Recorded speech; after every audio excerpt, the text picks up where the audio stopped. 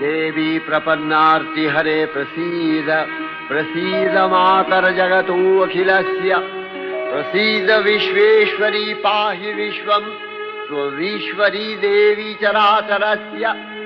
आधारभूता जगतस्त्वमेका महीस्वरूपेण यतः स्थितासि अपां स्वरूपस्थितया तवैतदप्यायते कृष्णम् अलङ्घ्य वीर्ये वैष्णवी शक्तिरनन्तवीर्या विश्वस्य बीजं परमासि माया सम्मोहितं देवि समस्तमेतत् त्वं वै प्रसन्ना भुवि मुक्तिहेतुः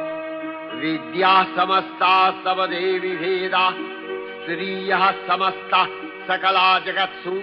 तवैकया पूरितमम्बयैतत् का ते स्तुतिः सद्य परापरोक्तिः सर्वभूता यदा देवी